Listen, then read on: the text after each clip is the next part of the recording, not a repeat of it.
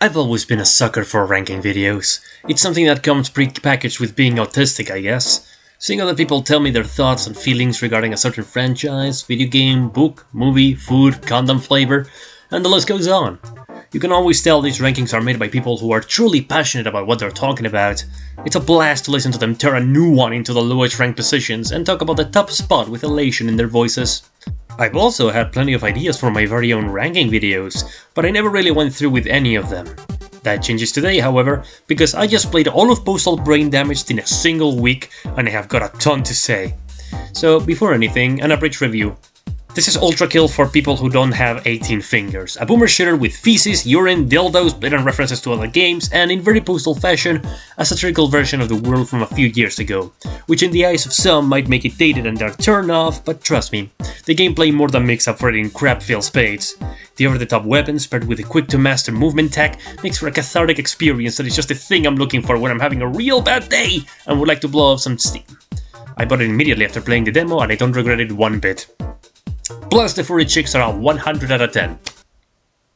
Don't look at me that way, you know I'm right. Regardless, the best part of this game has got to be the weapons, and I thought it would be a good idea to tell you all what makes them tick. Or rather, what doesn't, for some of them. See, most of them are perfectly fine, but... well, let's just jump right into it so I can explain. This weapon is a true parallel with the shovel from Postal 2. Because while it can be cathartic to use it against helpless civilians, I am sane I swear, it becomes useless once you're a few levels deep and you're getting barraged from all directions. Not to mention there are some enemies you really don't want to stay close to for too long, such as the Goliaths and the Mr. Toots, which can literally kill you from one attack at point blank. Not much else to say about this one, it's fun for all of one level and then it's off to greener pastures. We're gonna be talking about the penis! Postal Brain Damaged is a boomer shooter. And in boomer shooters, the very last thing you want to do is stand still for too long. So, why would you put a weapon that only really works when you stand still and take some time to aim? Using this weapon anywhere in the latter 2/3 of the game will only ensure one of two things. A, you will miss constantly because you're trying to dodge attacks constantly, or B, you will lose a ton of health and armor in exchange for killing just one enemy. And despite the fact this weapon is made to kill faraway enemies, like a sniper rifle of sorts, there are way better alternatives already, such as crouch jumping at the enemy, hooking them with a shotgun, using the pistol's auto-aim, shooting a rocket, shooting the general area with a nail gun or Gatling gun, using the brain gun, and if you really press me, you could try to return the projectiles they shoot. I literally never use this weapon, and neither should you. What is my purpose? You choose! For the first shooting weapon they give you in the game, it's definitely decent. However, it also grows obsolete the more weapons you obtain. It's not as useless as the shovel or the bow, as I tend to use it to finish off the last few enemies in a wave, and they're pretty handy against weak or tiny enemies like the Grey and the Lizard Dudes, and are a must against the Mexican Beans. One glaring issue I have with it though is that if you use the auto-aim and there's more than one enemy on the screen, the pistol will always focus on only one enemy, and just 3 shots, while enough to finish off a few enemies instantly, doesn't feel that good compared to other weapons. I know that it shouldn't be that powerful since it's one of the starting weapons, but it would have been great if you could have gotten an upgrade for it, like say when you get it again in the second third of the game, either make it more powerful, give it more automatic shots, or just do it the Serious Sam way and just let us go akimbo with it without using a consumable. As it is though, it's kinda meh. The Gatling gun sits here in the very middle because while it is a decent enough weapon, I barely use it. It's funny, it's this big-ass machine gun able to destroy anything, but when you actually use it, it doesn't feel as powerful as it should. Plus, the secondary function feels kinda funky. It suffers the same issue as the bow in that you can't really afford to aim at an enemy properly, and if you do hit them with it, it's not really that big of a deal. I would feel more compelled to use it if it was like in Ultra Kill, where you could use more than one magnet at once and the bullets orbited around the magnets. That aside, I don't really mind it. To be honest, it's the best weapon to use with the Akimbo upgrade or the speed pills. It wrecks shit up and that's enough for me. This is probably the weapon I'm the most neutral about. It does its job well enough, its primary fire feels like a better version of the pistol, and you can do some cool shit with a time stop, like combining it with the Brainfucker's secondary fire to make the latter last a little longer, or you can just shoot a bunch of rockets at the ground to make a big explosion, whatever gets you off the most. It's also useful if you want to take a breather. Suction! This is another weird one. I barely used it, but not because I didn't like it. In fact, it's very powerful and cost effective as you can recover the cats you shoot.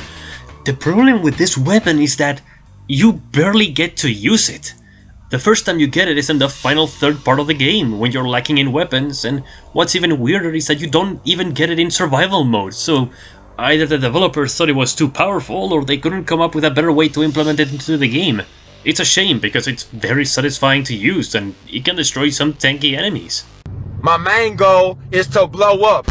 Oh yeah, now we're getting into the top 3, baby, and let me tell ya, using these weapons is better than sex.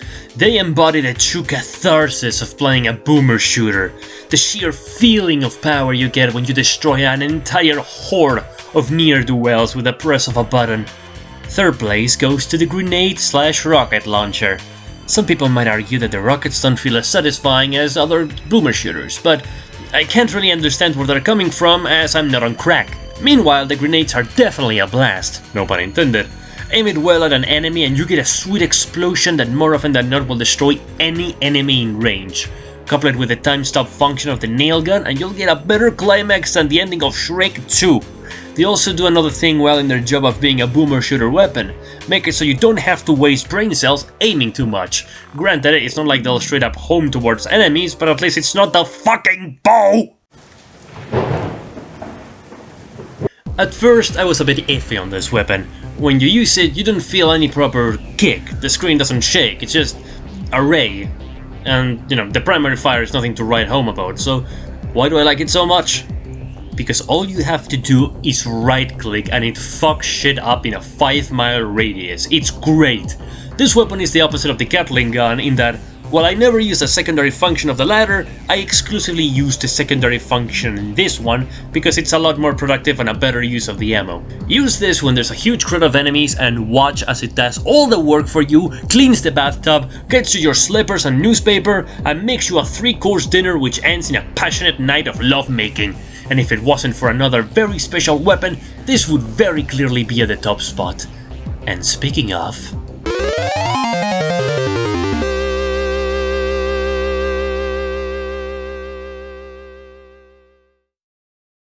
this is it.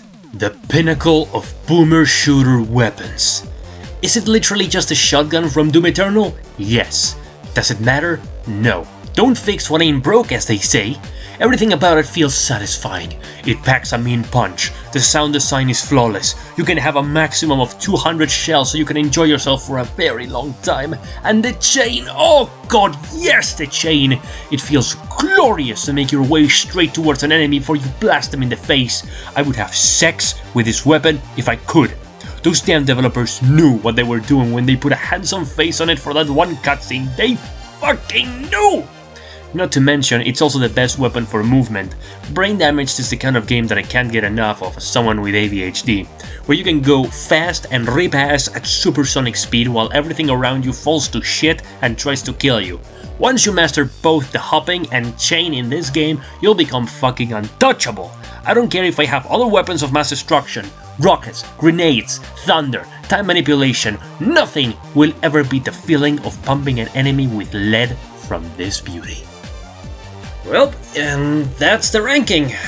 I mean, I know it could have been way better if I dedicated some more time to writing funny jokes and stuff, but to be frank, it's not like this game has that much content in it anyway. I mean, I did manage to beat it in under 10 hours, so, I did get a pretty good bang for my buck considering I got it on sale, but yeah, honestly, play it if you haven't, it's very good. Outdated jokes notwithstanding. Also, if for whatever reason you like this video, which had almost no effort put into it aside from maybe the writing, I might consider doing more rankings like these in the future, involving other games that I also love, such as Hades, Killer 7, Mountain Blade Warband. We'll see how it goes, but if whoever watches this enjoys it, then good for them, good for you, and good for me. Also, for those who don't know me, I tend to stream on Twitch a lot of the time. In fact, at the time of recording this, I'm about to get myself a brand new gaming PC. It's been a long time coming, and honestly, the wait is going to kill me. But anyway, Happy New Year, everybody, and I'll see you soon, I hope. Have a good night.